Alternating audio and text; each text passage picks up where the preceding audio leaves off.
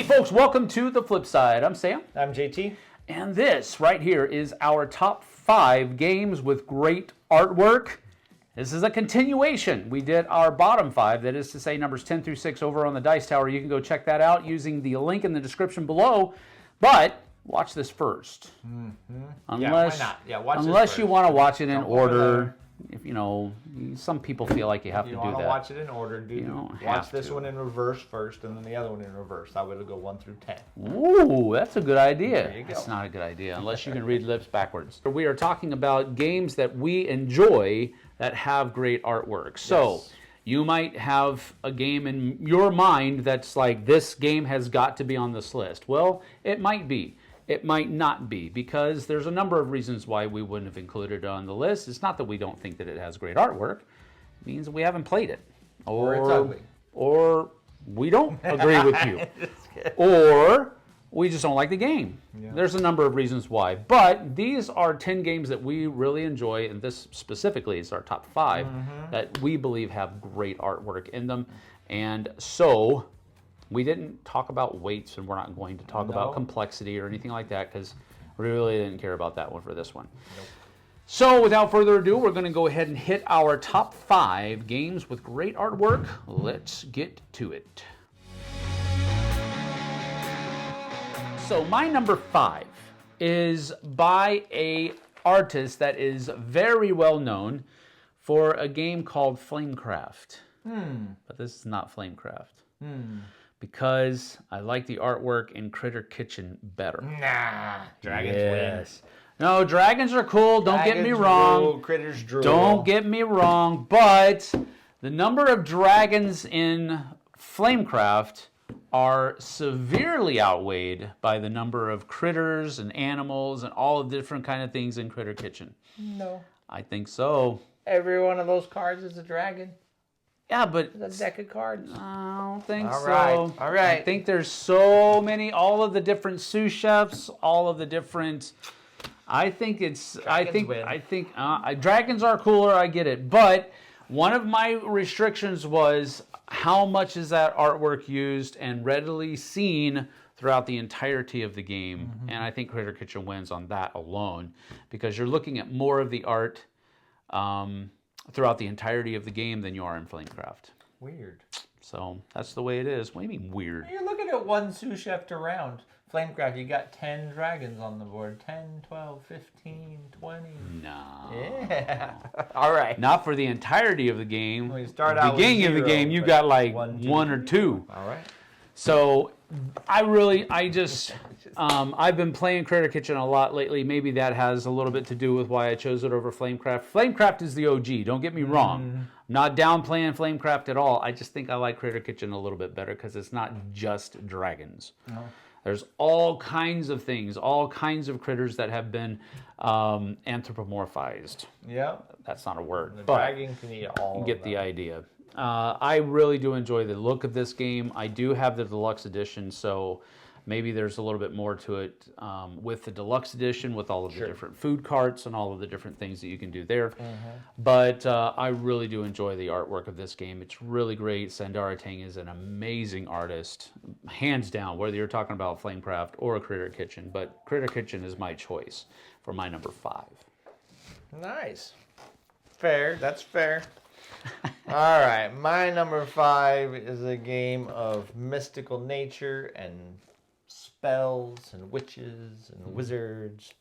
It's called Evenfall. Evenfall is an absolutely beautiful game from Martin Motet is the artist. In this game, it's a tableau builder or an engine builder, where you're building your engine by collecting these spell cards and collecting these places of power. And each of those places of power are beautiful, artwork of trees and groves and all of those kind of things. And at the same time, there's a bunch of character artwork in here that's very mystical. It's very, people's faces with, painted or, and spells whirling around them and things like that, which is what I like. And it's very vibrant and it's very pretty. And there's just a lot of different colors from the nice yellows to, to the purples and blues and spells and things like that. So Evenfall is a fantastic game where you're, like I said, bringing on these places of power and then connecting these spell cards to them, basically because you need a place of power to do your ritual. Yeah. And then working on getting points from that tableau. But all of these cards, the table presentation, everything else is just very, very beautiful. So Understood. Never played this game, so. My number 4 is a game that had no less than 4 artists, which is a pretty cool thing because there are a number of different factions available. Sure. And in order for people to work on different factions and still have them look like a cohesive part of a game, that's talent. To have the ability to retain your own style but still have it look like part of the same game. I think that's really cool. Anyway, this one is called Rum and Bones Second Tide.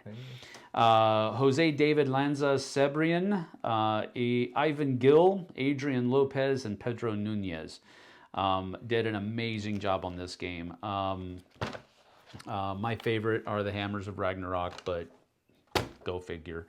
But all of the factions look great, and they're all drawn very well according to their theme. There's there's the Viking ones. There are the French. There's just your regular kind of piratey pirates. There's just so many different. There's an undead faction as well. There's just so many different art styles that went into this, but they still all pull into that very, Pirates of the Caribbean feel that the game is supposed to have, and I've just really enjoyed it over the years. So that is my number 4, Rum and Bones Second Tide. Nice. That's actually a very good one. I didn't think of that one, but it's very pretty. Yep. And I don't know through the course of these 2 videos how many times I said beautiful, but I'm sorry. They're going to make it a drinking game. There you go. Oh, don't do that. It's a bad idea. Unless you're drinking milk. Then you might get bloated. Anyways. All right. Well, my number 4 is the OG as far as blues and deep blues go. This is a game that there was a game on my other list, I won't spoil it for you, go watch it, that is similar, but this one is that much more beautiful, and this is from Xavier Colette is the artist, and this game is called Abyss. Yep. Abyss is an absolutely gorgeous game. One of the claims to fame of Abyss is that when it first came out, there were 4 or 5 different box covers, and they all have these underwater, like mer people heads on them. I honestly wish that I could get a copy of every one of those box covers. Yeah. I think they're really cool. Yep, it was. But this game is gorgeous. All of the little... I don't even know how to explain kind of the way the cards are in this game, but all of the colors, you have red cards and green cards, and you're collecting these different colored cards so you can get these underwater lords. So it's a drafting game where you're drafting and you can buy things with pearls from people and everything else. Not really going into how the game plays, but these underwater lords are absolutely beautiful. There are the leviathans and monsters in this, but all of the artwork in this has a very sweeping, flowy, that just makes it feel underwater. Like it has like almost that, I don't even want to say watercolor because they're very dark, but it's a very flowing, smooth as the colors blend together. I don't know how else to say that, but if you look at these cards, they are all very deep colors with these beautiful characters. Yeah. So I don't know. I think this was probably on a lot of people's beautiful games list, I would assume, just because of how those characters and those cards look. I wonder if someone has collected all of them. All the covers? Yeah. I would love to. But I mean, I don't know that there's a way for you to collect the covers without collecting 4 copies of the game. Yeah. So you could probably find the artwork, like prints. Yeah, that would be cool too. I would do that. I would put those those 4 faces or whatever up on my Yeah. wall. Those are really cool. That is cool. Anyways, that's my number 4, Abyss. It's a good pick. King of the Deep Blue Sea. All right, my number 3. It's been interesting listening to the artists' names because we're having some crossover with the artists, but maybe not the games.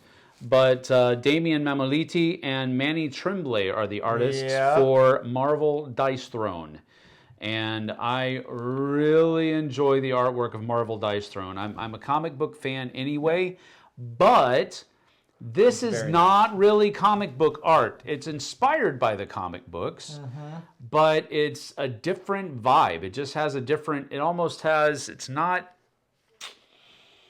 I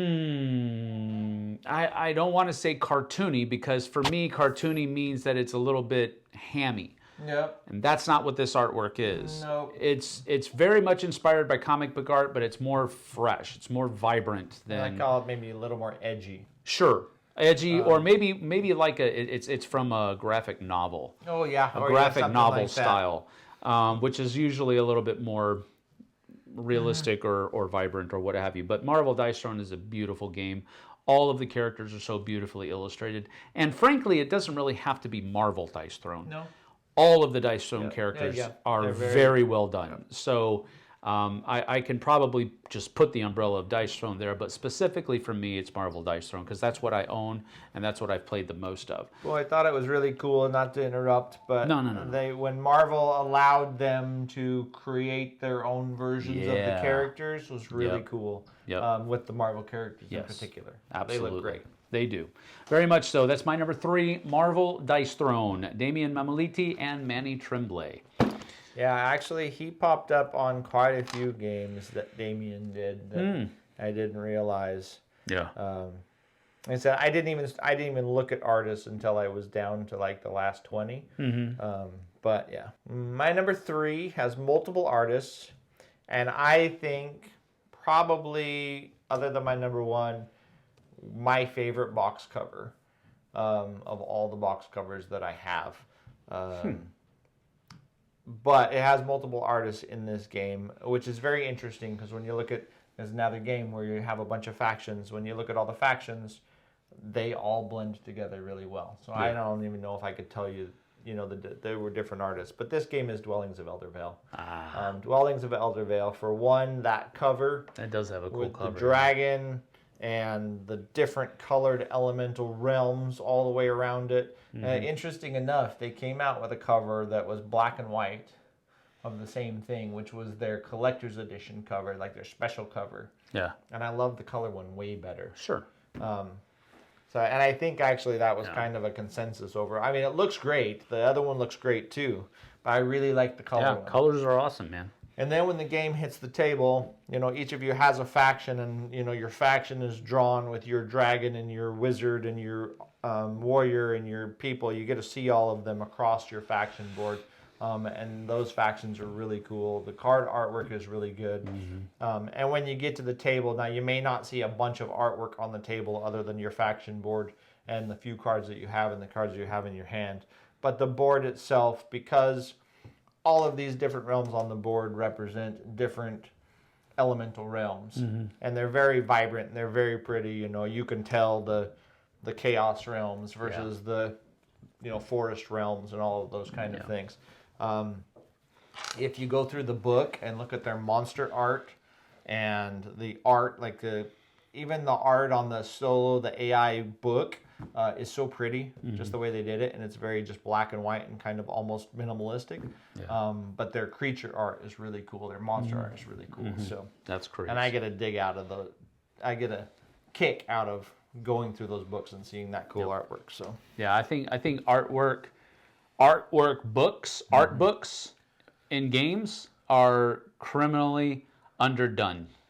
Well, they don't have an art book in there.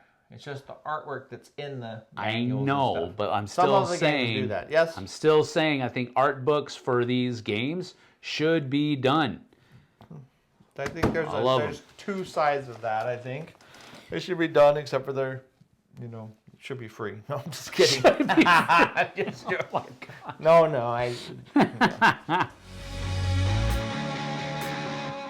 All right, my number 2 is another Marvel game. And this one is from artists Marco Cicchetto and Henning Ludvigsson. I think you mentioned Henning Ludvigsson on another one of yours earlier on the bottom 5. But this one is from a company called Simon, and it is Marvel Zombies.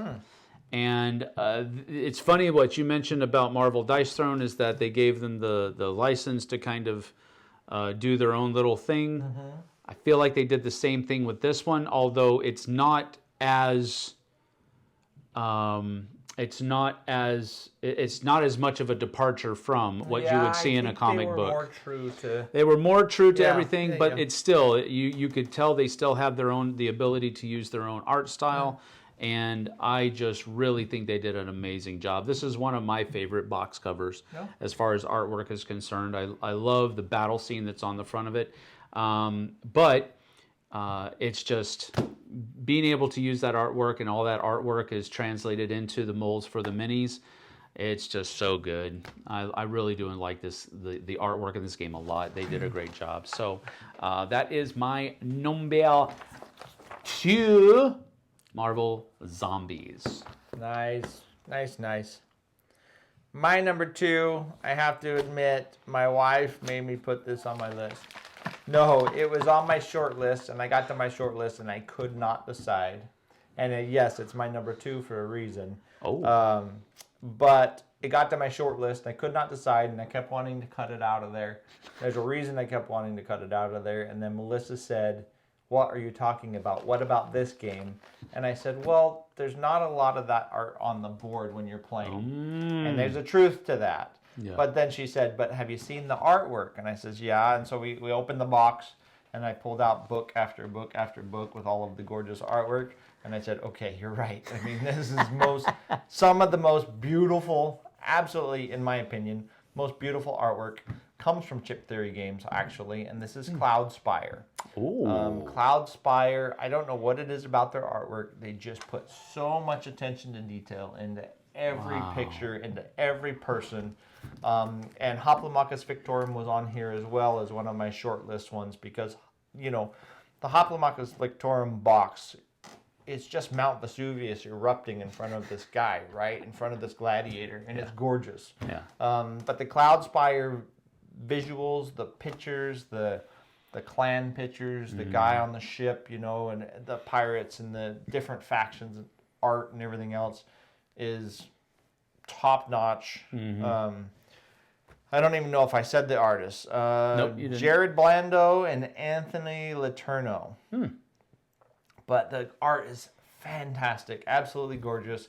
Yeah, so she's like, what about this one? And I said, well, it's on my short list. And then she literally made me open the box before I came here. And I pulled that stuff out, and I'm like, yep, you're right. Yep, you're right. Yep, you're right. So anyways, my number 2, Cloud Spire. It's a good one. Fantastic game, gorgeous artwork. Gorgeous artwork, yep. All right, my number 1. Vincent Dutrait's artwork. Yep.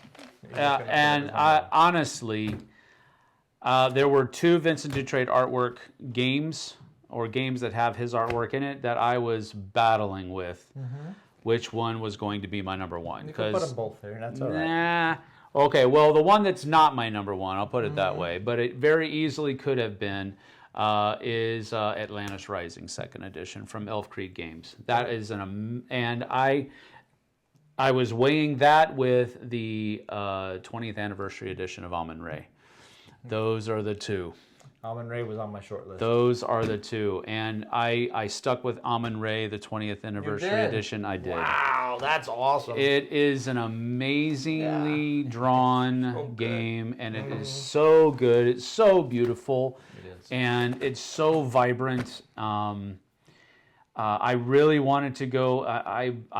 I think Vincent Dutrait's favorite color is blue. I don't know that for a fact, but he uses such a striking, vibrant blue on so many of his different games and his works. But Amun-Re kind of departs from that a little bit. There's a lot of greens, there's a lot of oranges, there's a lot of tans and yellows and gold, but it has a very Egyptian feel to it, and that's one of the coolest things about it.